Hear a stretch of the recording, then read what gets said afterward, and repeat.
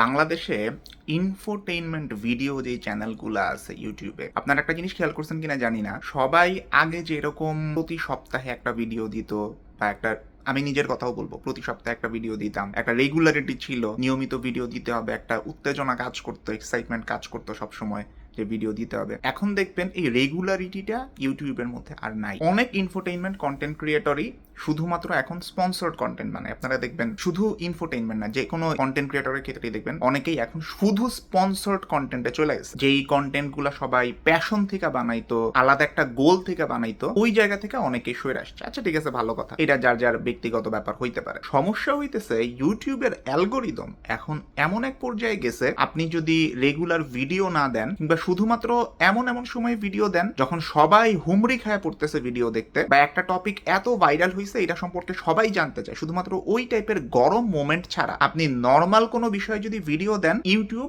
এটা এখন শুরুতে ভিউ আটকায় রাখে।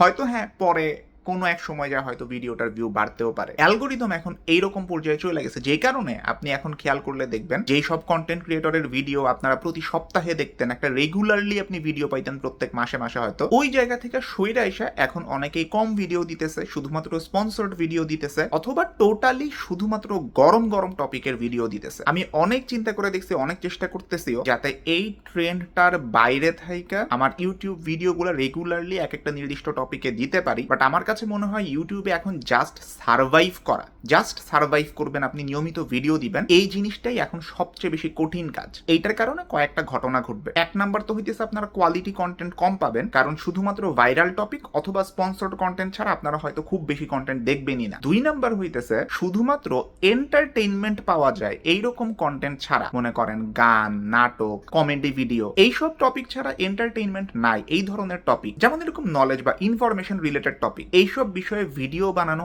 অনেক কম আসবে। এন্ড আপনারা এখনো দেখতেছেন বাংলাদেশে গত 2 বছরের মধ্যে একদম নতুন ইনফোটেইনমেন্ট রিলেটেড কন্টেন্ট ক্রিয়েটর কারা আসছে, যারা এখন রেগুলার ভিডিও দিয়ে খুব ভালো করতেছে। 2 বছর বাদ দেন, গত 1 বছর আপনি চিন্তা করেন, যারা অলরেডি আছে তারা তো আগের থেকেই আছে, কিন্তু একেবারে নতুন আসছে, খুবই ভালো ভিডিও বানাইতেছে, অনেক জোস একটা নভেল আইডিয়া নিয়ে আসছে ইউটিউবের মধ্যে, যে আইডিয়া বাংলাদেশের ইউটিউবে এর আগে কেউ কখনো কইরা দেখাইতে পারে নাই। এরকম কয়টা চ্যানেল আপনি দেখছেন? এইগুলোর সবই হইতেছে আসলে বাংলাদেশের ইকোনমির সাইজ ছোট, মার্কেট ছোট, এইখানে কন্টেন্ট ক্রিয়েটরদের সার্ভাইভ করা খুবই টাফ। যদি আপনি একদম নিশ কন্টেন্ট ক্রিয়েটর হন এবং আপনার কোনো এন্টারটেইনমেন্ট জনিত কোনো কিছু না থাকে, আপনার ভিডিওর ভিতরে কোনো বিনোদন আপনি না দিতে পারেন ভিডিওর ভিতরে, আরেকটা ব্যাপার তো হইলে ইউটিউবের অ্যালগোরিদম। আর এইখান থেকে আমার একটা ভয় হইতেছে ইউটিউবের মতন প্ল্যাটফর্ম গুলা হয়তো আস্তে আস্তে ইররিলেভেন্ট হয়ে যাবে যারা এরকম নিশ কন্টেন্ট দেখতে পছন্দ করে তাদের কাছে।